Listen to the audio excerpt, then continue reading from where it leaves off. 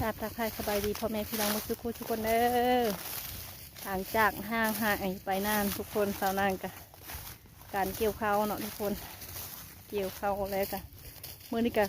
สีเกี่ยวข้าวดอกเป็นมื้อสุดท้ายทุกคนไปเกี่ยวข้าวดอกมื้อสุดท้ายแล้วก็สิไปดูดป่าพร้อมเกี่ยวอีกประมาณต่อแรงมื้อนี้อันจะแล้วทุกคนแล้วก็ป่าดูดป่าอยู่สายหน้ามันเป็นน้ำสร้างตะเกาเนาะตะเกาตะแกแต่พอแต่แม่เฮาตักน้ำอยู่ให้มากินมันเป็นโศกมันเป็นหนองมันมีป่าไปเกี่ยวข้าวแต่ละมึงเห็นป่าบอลครับวันนี้เลยเอาจับไปดูดเบิ้งทุกคนไปเบิ้งนำกันได้ทุกคนจะได้ป่าหรือบ่ได้เด้อไปเบิ้งนำกันทุกคนข้าวดอกของสนางกันแล้วทุกคนยังแต่ข้าวกลางยังแต่ข้าวเจ้าอันนี้นะมันเป็นข้าวเจ้ามะลิยังทันซุกอีกประมาณอาทิตย์หน้าไปแล้วยังซุกโกมะขามที่สนางเคยมากินเป็นโดกเด้อข้าวเจ้ามันยังทันซุกมันหักกระเลิมใกล้สิซุกอีกประมาณอาทิตย์หน้าจึงสิซุกกำลังเขียวกำลังเป็นพอดีพ่อห้างเนาะทุกคน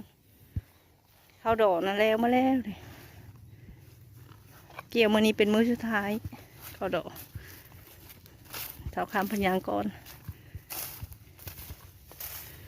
ท้องฟ้ามือนี้สวยงามข้าวเจ้ามะลิประมาณนี้แหละทุกคนอีกอาทิตย์หนึ่งหรืออาทิตย์ปลายพอแหละจังพอเกี่ยว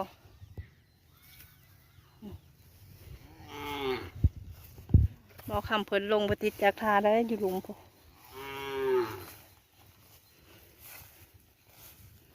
เลาะบางทงให้ทงหน้าน้ำกันทุกคนเมื่อคืนนี้ก็ฝนตกหามข้าว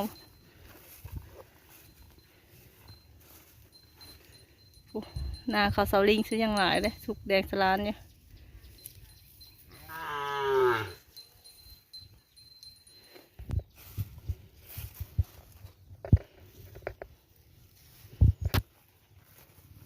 ควายกระเด็นหอน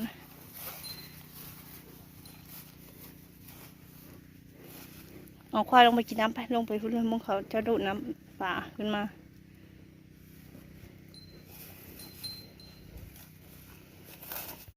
เบิ่งหอนเบาคำดูดป่าจากคนกระเทียวดับทุกคนจุกควายลงมาพร้อมจุกควายลงมากินหญ้าที่บอนสนางเกี่ยวข้าวแล้วข้าวสนางก็ยังไม่หลายยังเคิงหายยังไม่หลายไปเลยจุกควายกับเสาคำคนละตัวลงมากินหญ้ายี่ถุงมาหอดบ่คำดูเอาจักกระสีดับเลยจักกระดับเลย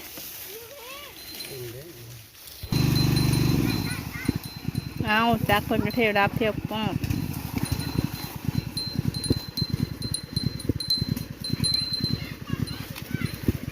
สบายดีเสาคำพระจุกควายลงมากินน้ำทุกคนดำดูดเข้าม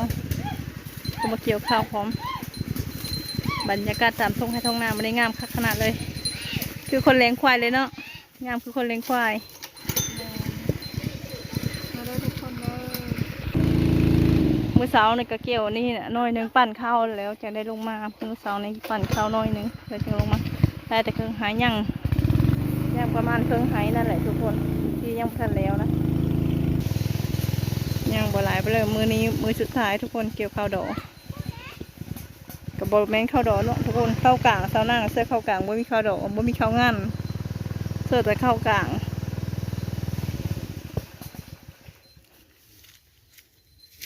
ทุกคนน้องที่มาดูดกับบอลได้ใหญ่เนี่ยน้องนี่น้อยเนี่ยปลาก็มีอยู่ได้บอลยิ้มปลากับปลาน้อยแล้วมีแล้วปลาเยอะสุดแบบน้ำสร้างตะเก้าแต่พอตัวแม่เราตั้งน้ำอยู่นี่เนี่ยมากินตะเก้านะยามแรงมันก็มาคูดกระจกลงไปเลิกๆอันนี้มันถมมันคูนขึ้นแล้วผู้มือนี่โบมีคนกินน้ำแบบนี้แน่เนาะแล้วคนตะเก้าเขาเจ้ากินน้ำใส่ห้องใส่อันนี้ดิ มืดบ้านมืดอันนั้นเมืองได้มากินน้ำใส่ทองอันนี้มีอยู่ในป่านะแต่ป่ามีเยอะแล้วปลาเข่งป่าข้อน้อยแบบนั้นนะปลาซิวก็หลายอยู่ด้วย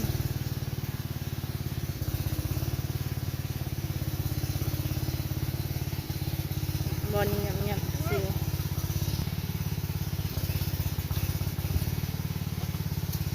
ปลาก็มีอยู่บอลเงียบเงียบเงียบ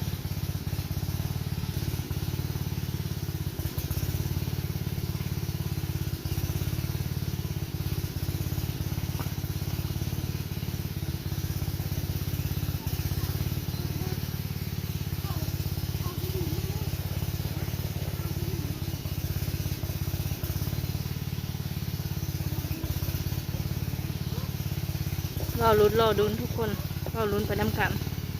จะมีป่าหรือบ่มี มีหรือบ่มี ตอนนี้ก็แห้งใกล้สิแห้งแล้วทุกคนที่มีป่าอยู่บ่เนาะมีสมอยมีกีรีอยู่ เราต้องไปเปิด ว้าวว้าวว้าวก็สิบ่มีป่าเนาะตอนยังเพิ่นดูคือว่าป่าบอนมอกแมกมอกแมกนี่ เดี๋ยวสิลองเบิ่งเพราะว่าเฮาก็ไล่อยู่แต่บ่ได้อันนั้น ปีแต่เก่าหลายหลายได้ดูดนะปีนี้คือบ่หลายเนาะบ่มีฮอดป่าเนาะมันน้ำแห้งเลย บ่ได้ไป บ่น้ำแห้งเลยปลาดุกเฮ้ย เอามือคุบเลย เอาสวิงตั้งเอาปลาดุกเอาแล้วบ่ได้เด้อค่ะ มันโดนเฮากินแล้ว แต่เก่าเลิกได้อยู่นี่นะปีนี้บ่เลิกเนาะ วิ่ง มันอันถมมันเลย วิ่งกับโค้งเนาะ ขึ้นเอากระถางเอาไปลูก เจ้า เนาะโค้ง สิลองไปถามสลิงเพราะว่าสลิงนี่ไล่ทุกมื้อแล้วเรามีเวลาเฮา ปลาซิวหลายได้อปลาซิวนะแต่บ่ได้มันแล้วเนาะ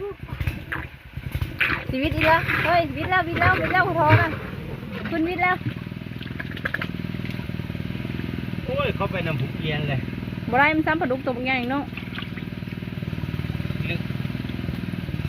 ปลาเฮาน้ำผึ้งเอ้ยเนี่ยขึ้นมาอีกแล้วนั่นน่ะขึ้นมาแต่หูนั้นแล้วค่ะปลาดุก จะนำเข้าเลยบ่มีเวลามาเบิ่งมาหา แห้งแล้วบ่มีปลาทุกคนปลาบ่หลาย บ่คือปีแต่เก้าไปได้เป็น ใคร คู่ สิมีเวลาแล้วก็สิ ได้ แล้ว เป็นกระถางแล้วมาดูดปีแต่เก้านะได้หลายเลยปีนี้คือบ่มีปลาโยกคนลงที่ตมแล้วเหมือนนี้เข้าบ่แล้วเนาะ น้ำขึ้น ยัง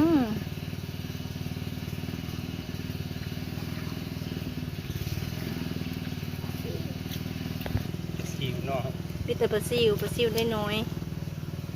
ปลาใหญ่บ่มีเลยจะไปสิเลยหมดเนาะตอนหันยามทันดูดนะป่านะบอนเซลน้ำแห้งแล้วคือมีเห็นป่าน้ำแห้งสำนี้ปกติมันก็เห็นป่าแล้วนี่พอไม่เห็น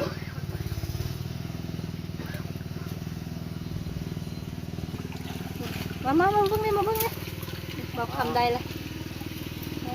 ป่าสังแงง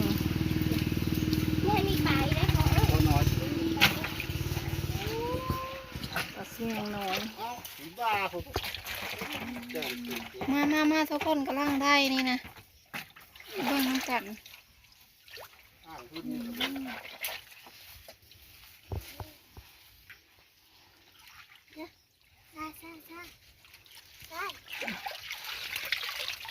อยู่ได้ป่าเขาน้อย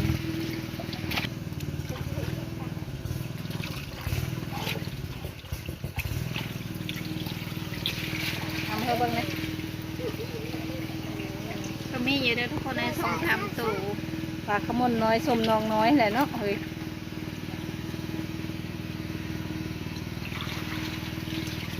นั่นมันดอง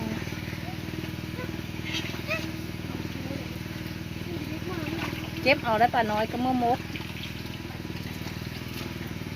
น่ะ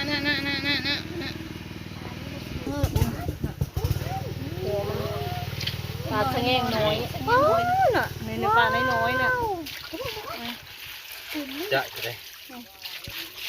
จักเอ้ย เราให้ทีเขาลอง ได้หลายอยู่เด้อนี่ปลาสะแงงน้อยปลากดน้อยป้านี่พี่ ปลากดน้อยปลาแซงน้อยปลาเสิร์มมีบ่เสิร์งนี้แล้วก็เห็นลายตัวได้เมื่อกี้นี่ ไอ้ทิมลงนะ เดี๋ยว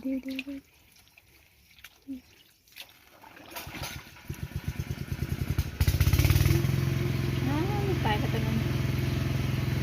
กินข้าวอยู่บ้างเอารถปลาน้อยนะกะ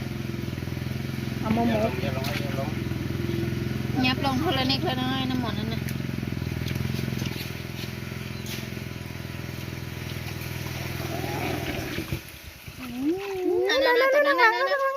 นั่นได้ไหมนะทางหลังนะ ไหมนะ 3-4 โตพูดได้ไหมนะ อย่ามี โอ้ย ไปใส่เอาเร็วอยู่อย่าลง คุณปลานะทางหลังลุกมีหลายอยู่เด้อสมนองน้อยเด้อฮะสมนองน้อยอยู่ได้จะลงน้ำได้เสือเฮือกกระล่างใจก็พอได้เราเฮ้ยเนาะ อย่าเฮ็ดอย่าลง มาเด้อทุกคนเด้อ ลูกโป่งมี ว้าหน้าทางหลังเจ้าหนูเฮ้ยหัวมันน่ะ อายุอันเนี้ยอายุ ว้าวตุ๊กสวนเลยมาให้ค่อยเบิ่งเด้อ เอาขวดเอาเร็มลงแล้วโน่นนั่นลงแล้ว ว้าว กดน้อย น้อยน่ะ มาเด้อมาเก็บน้ำกันเด้อทุกคนเด้อ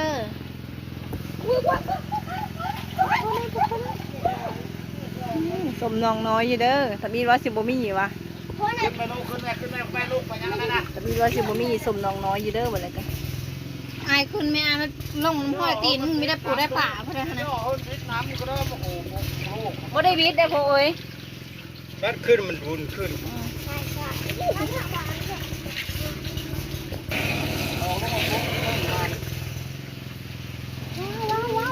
โอ้ยถึงนี้บ่ ฮะละสี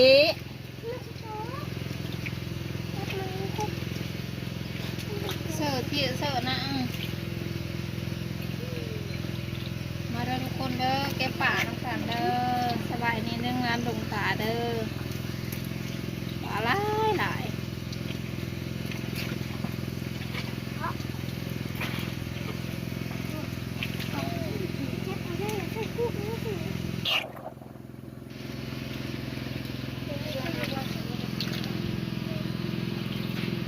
เย็นก็บ่เห็นเนาะ โอ้ยเยี่ยมเขาพิจมแล้ว เขาขี้ตุ่มแล้วเย็นน่ะบ่ได้มันดอกมันบ่แม่นอีหลีอะโล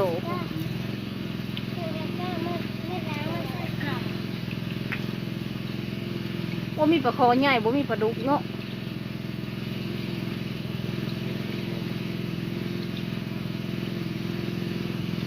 ขึ้นนายขึ้นแล้วลง น้องน้อยกระสมน้องน้อยเบาคำประดูดปลาก็ได้น้อยหนึ่งทุกคนได้ไม่หลายไปเลยน้องน้อยเห็นเนาะปีที่9จะได้หลายได้เป็นคู่เป็นคลอง2-3คลองปีเกี่ยดูดปีแต่9นะได้หลายเลยสาวนางก็มาเกี่ยวข้าวทาทุกคนข้าวก็มีงามปีนี้นะปิดแบบนี้ทุกคนข้าวนะน้ำท่วมหลายน้ำท่วมปีนี้นะ3 เทื่อปั๊บมันมานตับมัน2ปั๊บมันนั่นนะมันเลยรีบมันเลยสีแบบนี้ทุกคนตัวกำลัง2 กับ 2ตัวกำลังก้มกับก้มตัวแก่กับแก่ปีนแบบสีเลยทุกคนปีนี้รูปนาสาวนางบ่ได้เข้าปีนี้รูปแห้งขนาดเลยเป็นแบบนี้จนหมดน้ำท่วมบ่ได้เข้าปีนี้นะเป็นแบบสีก็ดูก็ได้นะตัวแก่ผัดแก่นะตัว2อยู่กับ2จะเป็นแบบนี้เนาะทุกคนสาวนางมาเกี่ยวเขาก่อนยันเข้ายังเพิ่งหายยันบ่แล้วกะเพิ่งหายกะหายใหญ่เติบเด้บ่แม่นหายน้อยๆโอ้หายบักใหญ่เกี่ยวมื้อเช้าได้ครึ่งนึงโอ้มาเกี่ยวเขาถ้าบอกคำรูดปลาให้เราเก็บปลาคนเดียวซะยังเข้าบ่แล้วตอนนี้ก็คำแล้วทุกคนเดี๋ยวเราจะไปเจาะเบิ่งบอกคำเก็บปลาได้หลายหรือบ่เนาะดูดขึ้นมาเรียบร้อยทุกคนบอกคำผลออกมานะนี่แต่ปลากดน้อย ปลาตัวน้อย นี่ ๆงามค่ะขนาดเนาะงามคักเนาะที่แต่ปลากดน้อยปลาสะแง่งน้อยนี่เนาะทั้งหมดเนาะผมมีปลาคอปลาดุกเลยเนาะปลาคอปลาดุกก็ดูมีบ่มีบ่มีบ่หลายมีแต่ตัวน้อยๆปลาเข่งปลาเข่ง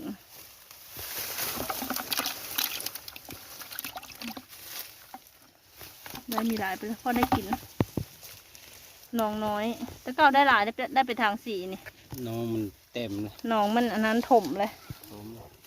คนมือแรกก็ ทุกคนแดดแท้แดดหวา4 โมงก็ยังแดดอยู่ตัวมุงไก่ขาหมูมุงไก่นั้นสวีกเหมือนกันนี่ปลานะปลาน้อยค่ะปลางามเมื่อแกงเสืออันนั้น แกงเซอร์พักแกงเซอร์มาโบบน้อยแซ่บเลยหอมนี่มันนะได้ปลายามนี่แซ่บได้แกงมาแกงแรงทุกคนปลา ปลาดุก น่าปลาดุกนะปลาดุกปลาคอไปละน่าปลาดุกกับปลาดุกน้อยๆมีเลี้ยงตัวเยอะแต่เก้านะตัวเยอะเลยโอ้โหปลาดุกกะไม่เจอตัวน้อยๆนึง เกี่ยวข้าวยังไม่ได้เลี้ยวแท้ เดี๋ยวข้าวก็ยังมาหอดใส่ผมเนาะบ่เลวดอกข้าวหั่นนะเครื่องไห้มื้อนี้นะยังประมาณเครื่องไห้เนี่ยทุกคน เบิ่งโทรศัพท์มึง